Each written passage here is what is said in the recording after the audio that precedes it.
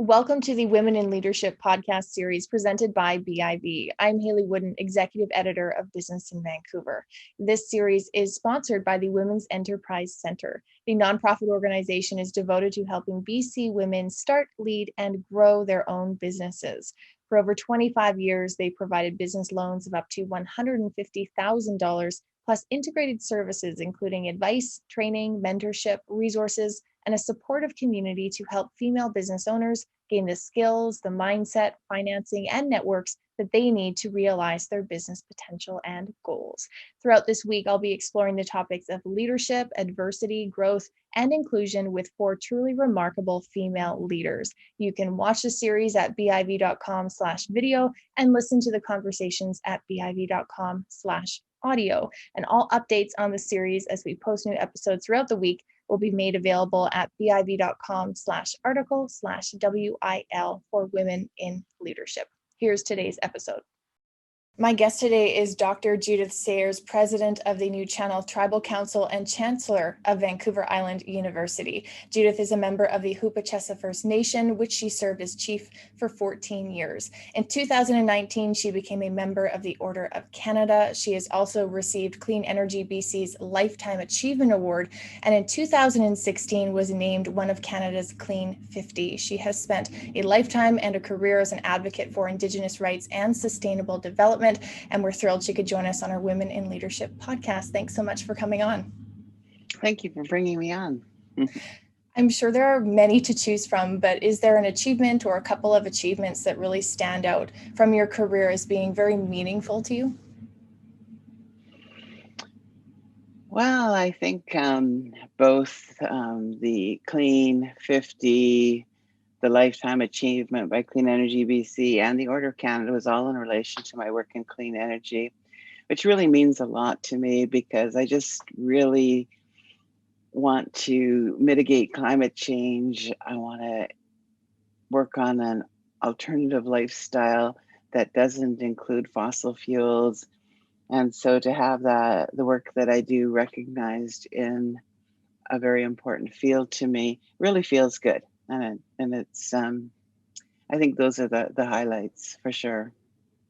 You've been working in that area for so long, but it feels as though now the world is perhaps catching up to you in the work of other advocates with some of the commitments coming out of the United States and some of the change that's happening in Canada. What do you make of what's happening now in the clean energy and climate change space? Well, to me, it is thrilling that everybody's talking about it. Everybody's talking about the green economy, clean energy. How do we move away from it? How do we make those opportunities? You know, here in British Columbia, the government is more intent on building a mega dam, which causes incredibly environmental damage and destroys First Nations sacred sites. Haven't been able to persuade them differently. So I guess that's one of the things that I feel like I still have to work on. And, just watching across Canada, the interest. I did a Globe and Mail panel on renewable energy, and there was way over 1,000 people. So people really want to know, how can we change? What is the state of the industry? What are the costs? Because they've gone way down. And so I see a willingness in the public to be making these major changes, even in their own homes. And, in First Nations communities, it's becoming energy sovereign. And, it's this pattern that I didn't see way back in 2002 when I started in this industry. And so it's really satisfying that people now have the vision that we need going forward. Do you think we're moving past this idea that it's economic development or taking care of the environment and closer toward viewing as protecting the environment as part of economic development? Well, I think it is the latter, that people are looking more at economic development with sustainable practices. There are instances, of course, in some of the more mega projects where the government is choosing jobs and revenues over the environment, such as Trans Mountain and Site C and LNG. those kinds of projects are still on the government agenda because they just think it's more important than people. And, we still have a large fight ahead of us. And we're hoping with the new law in BC, the Declaration on the Rights of Indigenous Peoples Act, and if the federal law on the Universal Declaration on the Rights of Indigenous People Act go through, that we can achieve free, prior, and informed consent to any development in our territory. So we have a greater say over what goes on in our territories, and we can stop these greenhouse gas emitting projects and projects which destroy the habitats and ecosystems that we use for exercising our rights, whether it's fish or animals, sea resources, and that sort of thing. So might that then mean that there are potentially future legal challenges on those grounds when it comes to the Site C project? Well, of course, Chief Roland Wilson in the West Moberly does have that in court, and I know there have been court challenges, and people will continue to fight that. And I'm sure on other projects, it's going to be the same. And when these court cases happen, I don't believe BC had this law on the Declaration of the Rights of Indigenous People. So it's a new tool. And politically, I think it's something that we can continue to use, although we've been trying politics for a long time.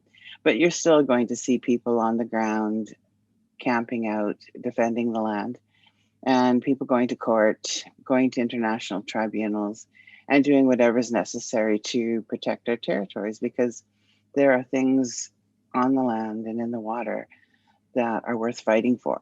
And we will continue to do so with whatever tools we can use. I don't want to oversimplify the issue, but in your view, is it possible to have meaningful reconciliation while we also have some of these major projects like Site C that are opposed move forward? Well, it's difficult. And reconciliation is a continuing, evolving process. So you might hit a roadblock one area, but you may try and work on other areas. The kind of issues I go through every day, varies all the time.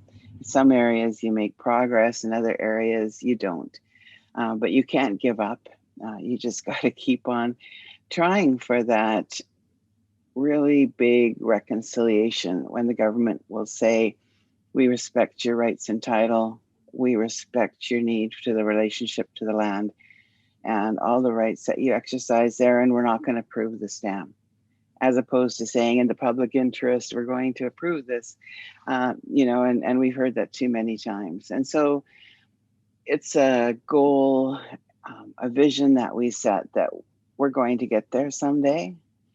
And a lot of times I just think that, Site C, I think Mother Earth will take care of that somehow. That it's just too much, and that something will happen up there in the way of a natural disaster that will deal with that. Because, certainly we've been trying, and I just think there are too many environmental impacts that are negative that may result in some form of natural disaster.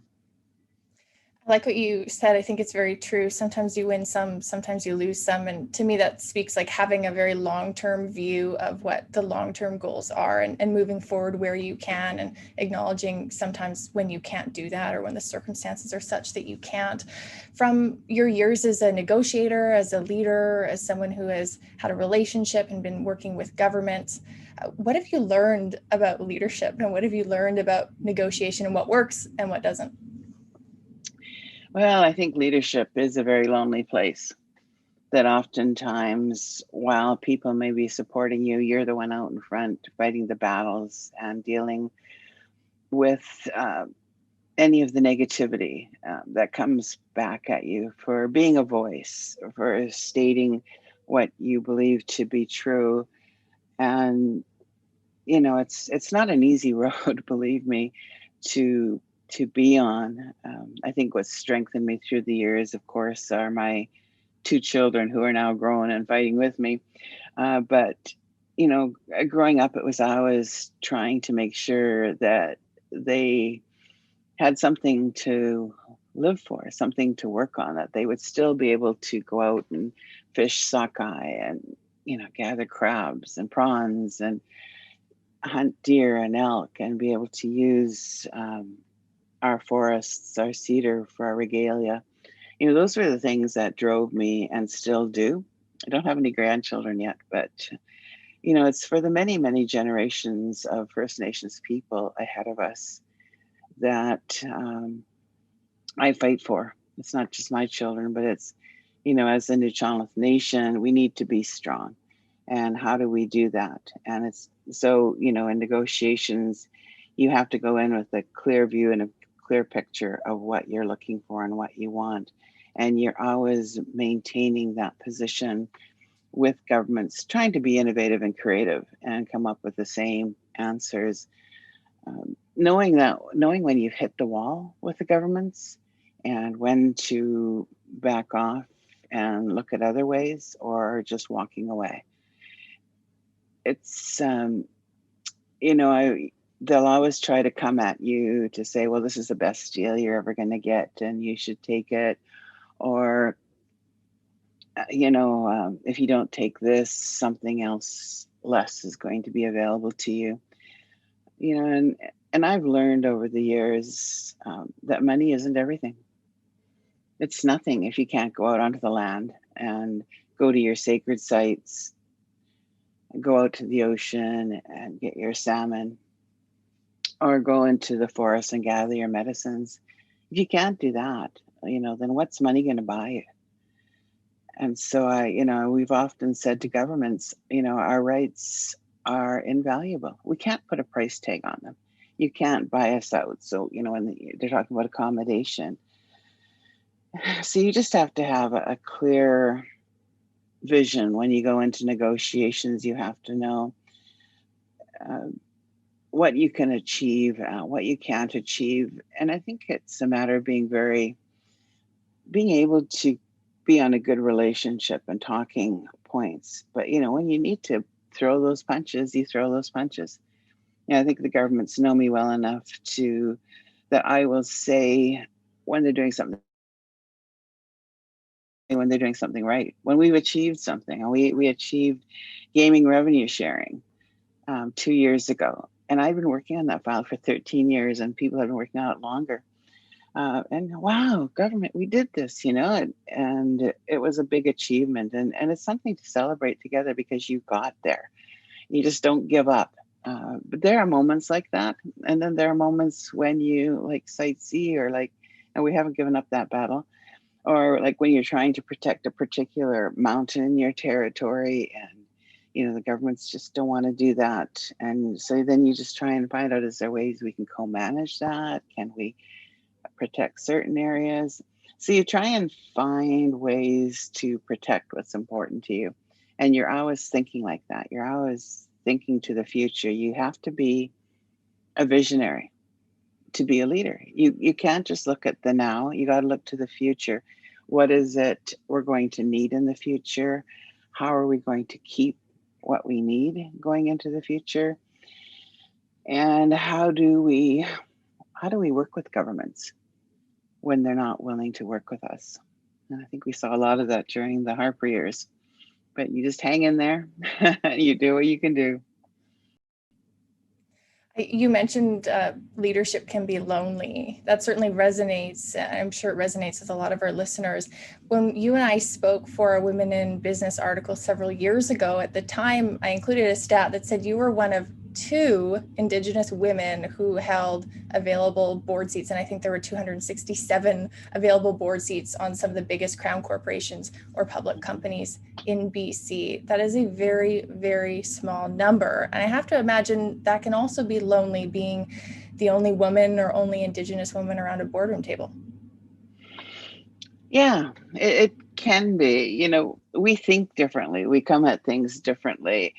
And trying to express that at the board table is sometimes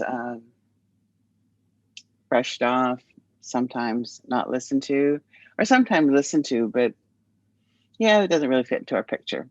But you just keep I mean, I just keep sending the same messages, and there's a lot of things we agree on in common, but there are some things that are definitely different when you sit at some of those bigger tables. And it's a great learning experience. I find it's great bridge building. Trying to have people understand the Indigenous worldview, our points, what's important to us, because it does differ. It is very different, and so you just have to paint those pictures for people, and I think they change over the years. There are certainly a lot of companies and organizations talking about diversifying their senior management, diversifying their boards, a lot of promises and commitments that I'm sure are well intentioned. Do you think we're starting to see more meaningful change in practice, or is there still a ways to go on that? I still think it's a slow going. I think, it is increasing, but I also think that we still do need more Indigenous people on boards. And, I think if there's more Indigenous people on some of these larger boards of companies, then they can try and understand how to work properly with Indigenous peoples, how to build relationships, and to try and protect what's important to First Nations. I mean, if you can protect what's important, maybe the development can go ahead. So I think having that kind of skill, expertise, and knowledge on a board is awesome. And I think more companies should do it. Like you said, it's lonely if you're the only one there. We see some of these, for instance, the National Energy Board, they put Indigenous people on there, or the BCUC, but that's one person. And so if you're doing some kind of hearings and that Indigenous person isn't on your hearing, then what difference does that make? Or if there's only one person that understands what you're talking about, and if you're trying to describe how important your land is, or how important a sacred site is, or something like that, and people just don't understand it because they don't have the same beliefs we do. And so for me, that's always been the challenge, is because there's some things you don't share because it is sacred. How do you communicate that so that somebody is going to understand it? How are you going to open their minds and their hearts? Because so many times we've seen it, they just override and approve a project in an area that's vital to a First Nations culture or spirituality. And, that's just devastating to us. So that's still a skill and an art I'm working on. And always trying to move forward, because there's just so much development in our territories now. You can be out in the middle of the forest and people are out there on their ATVs, their trucks, and they're hunting. And, there's not a lot of space out there that's private anymore to do some of our cultural practices. So life is definitely different. No doubt. I'm curious what opportunities you see in the field of education for maybe starting to have these changes in mindset, these learnings a bit earlier in one's career. You have this relatively new position as Chancellor of Vancouver Island University, appointed last year, I believe. What are some of your goals in that position? Well, I think some of my goals are to be able to have a safe space to learn in. That would be free of racism, that would be free of barriers. And so, as an Indigenous person, you may want to do your research in a different way, or present your research in a different way. And oftentimes academia says, no, you can't do that. But why not? And so I want to open up more doors in Indigenous peoples doing the kinds of research they want to do, and in their own way, as opposed to the normal way of people doing a dissertation or a thesis. But I think it's really, really important to feel that, you are being accepted into a post-secondary institution where you are valued and appreciated as a student, and you're not just there as a number or a statistic. And you see it more and more that and it has to open up more, is that people need to do things and change what's out there, so that students can feel like they can do what they need to do. Yeah, there's a lot of barriers put up, and some people walk away from doing their master's and doctorate because they can't do what they want. We don't want to lose those people. We want to embrace those people. We want to embrace new ways of learning and sharing, because this really is vital information for future generations. This is You want to entice and interest our younger people to go to universities and get their higher degrees, because we need them. We need those minds, but we also need them to have an education and be schooled in our ways. And one of our dreams is to have a land, and you see them around, but a land-based university.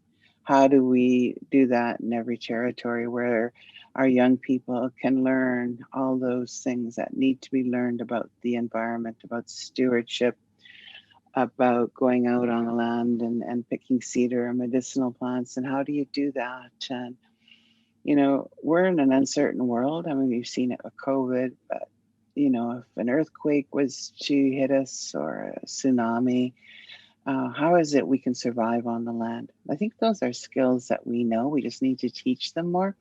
And if we can find ways to be doing that within a education setting, I think will be very powerful, and that we can be able to help all people if such a thing could happen. So it's always being prepared for what the future might bring.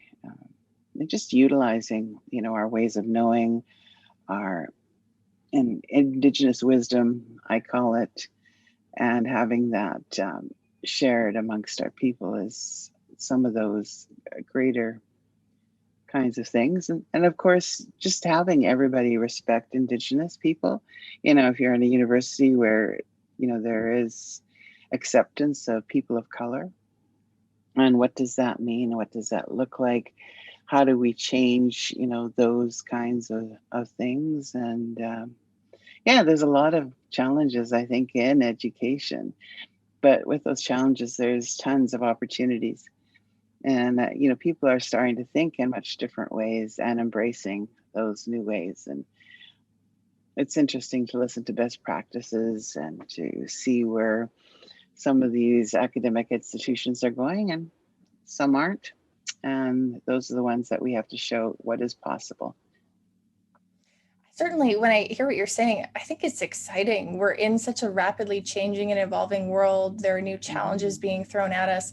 We could really use new ways, or a return to very old traditional ways of thinking. Why wouldn't we use sort of every tool or option that's out there? Exactly. Do you have any advice for the next generation of political leaders, business leaders, influencers who are maybe coming up against some of those barriers earlier in their educational or professional careers? What advice or insights can you share with them? I think there's many things a person can do, but one of the things that I see that is somewhat lacking is having a voice, not being afraid to speak your not mind, not being afraid to fight for what you believe in, even though everyone else in the room is thinking differently, or it feels like everybody else in the room is against you. I just think that some people are afraid to venture out when there's that kind of opposition against you. But you have to be that voice. Otherwise, there'll be no change. Everybody will think everything is fine.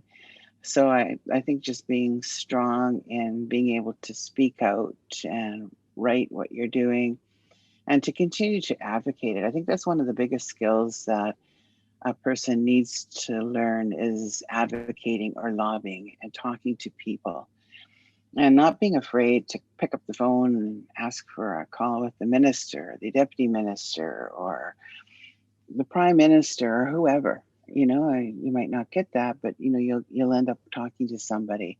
So using those skills and talking to people, putting your point forward, not being too many words, but learning to be concise and clear about what you want and need. This is what you want and need, and these are your arguments.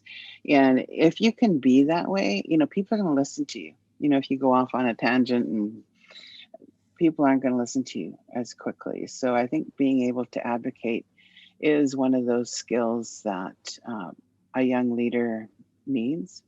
And also being able to surround yourself with a great team.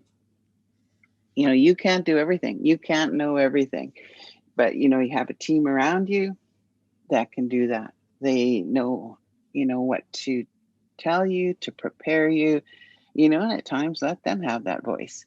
You know, that's how you train new leaders, is you show them. uh, that whole, you know, positive leadership is something that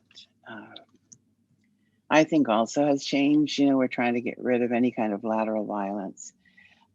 You know, it's the way you accept what people say and deal with it. Yeah, okay, I hear you, but what about this or what about that? You know, and it's mentoring those new upcoming leaders in a positive way that reinforces, yes, you're thinking the right way, but maybe you need to think differently here. Um, you know, there's just so many neat things that you can do as a person that's in leadership, by sharing your skills with younger people coming up, but also by showing the world that this is who we are. This is who we are as an Indigenous person. This is how I am as an Indigenous woman in leadership. This is what I do, and this is what I want to do. And they may not always agree with you, but if they're at the point where they're willing to listen to you, you've gone a long ways. Because if people just don't want to listen to you, you will never get anywhere. But that's what I always, you know, when I was a university professor, and I tell my students, you don't have to agree with me.